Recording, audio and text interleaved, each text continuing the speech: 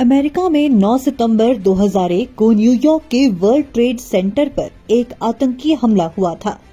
तब एक नंबर बहुत चर्चा में आया था, 911।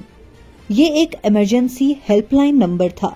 बीते 4 सालों से हिमाचल में भी एक ऐसा ही नंबर है और ये है 817। फर्क सिर्फ इतना कि ये एक पोस्ट कोड है और इस पोस्ट कोड के तहत करीबन 6000 लोगों के सपनों की मीनारों से सरकारी हवाई जहाज बीते 4 सालों से ही टकरा रहे हैं और उनकी उम्मीदों का मलबा रोजगार की जमीन पर बिखर रहा है।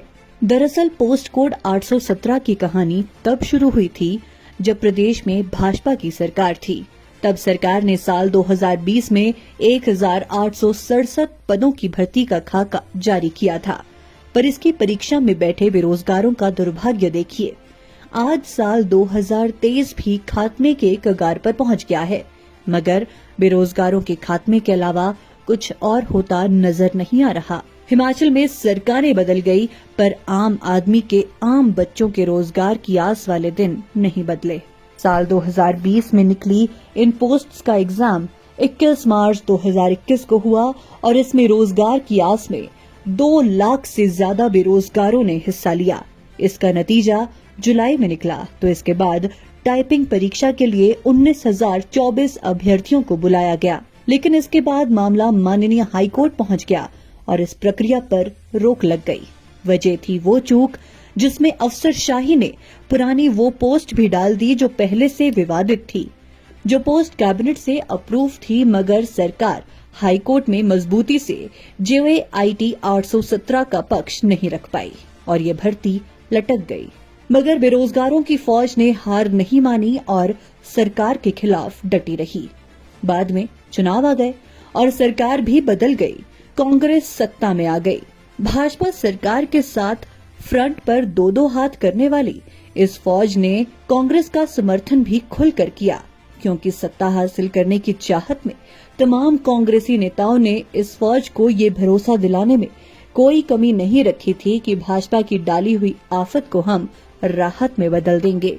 तब कांग्रेसी नेता सत्ता की इबारत लिखने के लिए आम मंचों और अपने सोशल मीडिया अकाउंट्स पर खूब लंबी तहरीरें दिया करते थे, मगर जैसे ही सत्ता की इबारत कांग्रेसी दीवार पर जनता और बेरोजगारों की फौज ने अपने मतदान की स्याही से लिख दी, तब भी आज तक इनके सपने स्याह काले ही बने हुए हैं।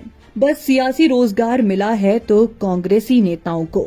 अब तो माननीय सर्वोच्च न्यायालय ने भी ये कह दिया है कि रिजल्ट घोषित किया जाए, मगर सरकार इस तरफ कोई कदम बढ़ाती नजर नहीं आ रही। विजिलेंस जांच की आड़ में रोजगार को छुपा कर रखा गया है। बेरोजगार चीख रहे हैं कि उनको कंडीशनल ज्वाइनिंग ही दे दी जाए। काश ये सब जल्दी हो और बेरोजगारी की जकड़ में फंसे युवाओं को राहत की सांस मिल सके। पोस्ट कोड JOIT 817 की आंच पर जिस कांग्रेस ने अपनी सियासत की रोटी पकाई थी, उसी आग से अभ्यर्थी बाहर निकल सकें, इसके लिए दुआएं मांगी जा रही हैं और गुहारें तो सालों से लग ही रही हैं। सियासत ने नेताओं को साहब तो बना दिया, सत्ता सुख देने वाली कुर्सियां भी दिलवा दी, मगर जन नीति जो इसके लिए कारगर साबित हुई, उसके युवाओं को बाबुओं वाली साधारण सी कुर्सी भी नसीब नहीं हो रही। अब तो 817 कोड को भी अगर सरकार कोई हेल्पलाइन नंबर बना देती है तो इसकी ब्रांडिंग की भी कोई जरूरत नहीं होगी।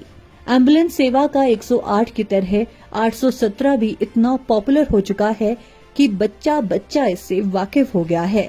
ये अलग बात है कि ये 817 कोड राहत नहीं, आफत का सबब बना हुआ है।